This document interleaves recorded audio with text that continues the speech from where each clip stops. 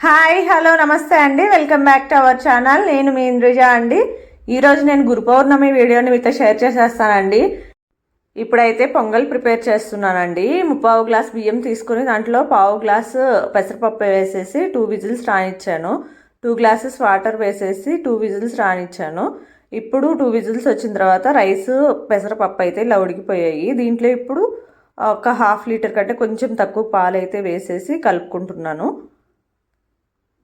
కలుపుకొని ఇప్పుడు మళ్ళీ స్టవ్ మీద పెట్టేసుకొని కొంచెం మిక్స్ చేసుకుంటే గట్టిగా అవుతుంది. కొంచెం గట్టిగా అయ్యేదాకా అట్లా కలుపుకున్న తర్వాత ఇప్పుడు యాలక్కాయ పౌడర్ వేసుకోవాలి. మనము దించేసుకున్న తర్వాత బెల్లం కలుపుకుంటే వేడి మీద కరిగిపోతుంది బెల్లము. ఇలా చేస్తే పాలు విరగకుండా ఉంటాయి. అందుకని నేను ఎప్పుడు ఇదే ఫాలో అవుతూ ఉంటాను. ఆ వేడికే బెల్లం కరిగిపోతుంది. ఈ గురు పౌర్ణమి మాకు చాలా స్పెషల్ అండి. మా పెద్ద బాబు వచ్చేసి 2017లో గురు పౌర్ణమి రోజే పుట్టాడు. సో అందుకే కొంచెం స్పెషల్. చూస్తున్నారు కదా, బెల్లం అయితే ఇప్పుడు వేడికి అట్లా కరిగిపోతుంది. బెల్లం కరిగేలోపు మనం ఇక్కడ నెయ్యి వేసుకొని జీడిపప్పు మీ ఇంట్లో ఏముంటే అవి వేసుకొని ఫ్రై చేసుకోవచ్చు. నేను జీడిపప్పు కిస్మిస్ వేసేసి ఫ్రై చేసేసి ఇప్పుడు దాంట్లో కలిపేసేయాలి పొంగల్లో. ఇంకా మీరు ఎలా జరుపుకున్నారో కూడా గురు పౌర్ణమిని కామెంట్ సెక్షన్లో అయితే షేర్ చేసేసేయండి. టెంపుల్కి వెళ్ళారా, ఎలా జరిగిందో కామెంట్ సెక్షన్లో అయితే షేర్ చేసేసేయండి. ఇప్పుడు ఈ జీడిపప్పు నెయ్యి కిస్మిస్ని అయితే పొంగల్లో కలిపేసుకొని మూత పెట్టేసుకుందాము. ఇంక ఇక్కడ పూజ అయితే చేసుకుంటున్నామండి. మా చిన్నబాబు నేను ఇద్దరము పూజ చేస్తున్నాము. మేము మాకు దగ్గరున్న సాయిబాబా గుడికి వెళ్దాం అనుకున్నామండి. బయటకు వెళ్ళిన తర్వాత మా అపార్ట్మెంట్లో ఒకరు వెళ్ళొచ్చి వచ్చారంట గుడికి. లోపలికి వెళ్ళడానికి 2 అవర్స్ టైం పడుతుంది. చాలా రష్ ఉంది, క్యూ కూడా చాలా పెద్దగా ఉందని చెప్పారు. అందుకని మేము ఇంకా సాయిబాబా గుడికి వెళ్ళకుండా ఎక్కడైనా దేవుడే కదా అని చెప్పేసి మాకు దగ్గరలో ఉన్న ఒక గుడికి అయితే వెళ్ళాము. అక్కడ అమ్మవారిని అయితే ఇలా రెడీ చేశారు. గురు పౌర్ణమికి ఇలా రెడీ చేస్తారంట.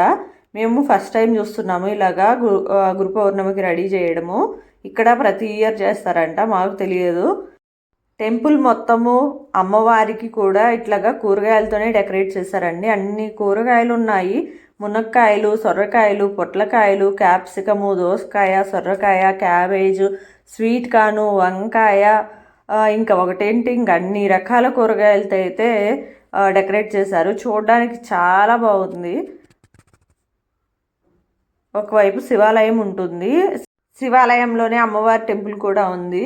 కూరగాయలతో డెకరేషన్ అంటే నేనైతే ఫస్ట్ టైం చూస్తున్నానండి. మీలో ఎంతమంది చూసారో కూడా కామెంట్ సెక్షన్లో అయితే షేర్ చేసేసేయండి. చాలా మంచిగా అనిపించింది గుడికి వెళ్ళిన తర్వాత. అమ్మవారు అయితే అసలుకి చాలా బాగున్నారు. ఇంక ఇక్కడున్న రామాలయము, ఆంజనేయ స్వామి టెంపుల్కి కూడా వెళ్ళేసి వచ్చిన తర్వాత మా పిల్లలు కొంచెంసేపు బయట ఆడుకుంటుంటే అట్లాగా టైం స్పెండ్ చేసామండి. మీకు ఎలా అనిపించిందో నా గురు పౌర్ణమి వీడియో కామెంట్ సెక్షన్లో అయితే షేర్ చేసేసేయండి. ఇంకా వీడియో నచ్చినట్టయితే ఒక లైక్ కూడా చేసేసేయండి.